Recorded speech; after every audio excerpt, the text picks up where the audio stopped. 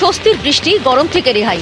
তবে মুষলধারে বৃষ্টি হচ্ছে এবং তার সঙ্গে জানিয়ে রাখি মেঘের গর্জন রয়েছে এবং যেহেতু ঝোড়ো হাওয়া, তার সঙ্গে এটাও ঠিক যে এই সময়টা যারা পথ চলতি মানুষ এবং যারা অফিস পাড়ায় আসছেন, পাশেই একদম একদম রাইটার্স রয়েছে, রাইটার্স এখানে যারা কাজে আসছেন তারা কিন্তু অনেকটাই অসুবিধার মধ্যে পড়ছেন।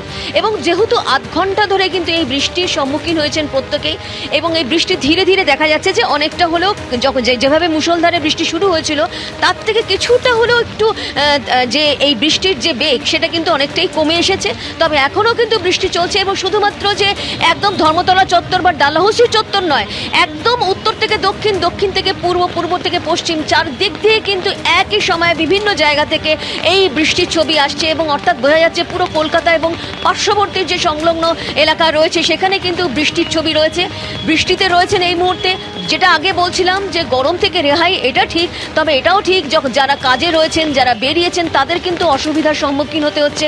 এবং তারপরে হচ্ছে মেঘের গর্জন, মাঝে মধ্যে কিন্তু যেভাবে বজ্রপাতের যে আওয়াজ পাওয়া যাচ্ছে তাতে কিন্তু অনেকটা কিন্তু যারা বাইরে রয়েছেন তাদের কিন্তু অসুবিধার মধ্যে পড়তে হচ্ছে।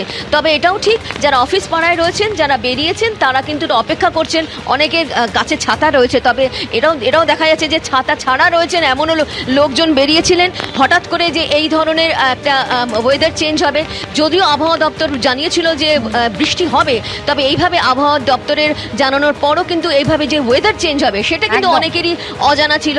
সেক্ষেত্রে দেখা যাচ্ছে যে এই অফিস পাড়া এই মুহূর্তে কিন্তু বৃষ্টিতে রয়েছে এবং সব জায়গায় কিন্তু এখন বৃষ্টিমগ্ন এবং রাতারাতি জ্যৈষ্ঠের দুপুর কিন্তু ভোল বদলে ফেললো বলাই যায়। যদিও অতর্কিত এই বৃষ্টি এবং তার সঙ্গে প্রবল ঝোড়ো হাওয়া, রফি আহমেদ কিদওয়াই রোডে গাছ ভেঙে পড়েছে, এই মুহূর্তে যান নিয়ন্ত্রণ করা হচ্ছে।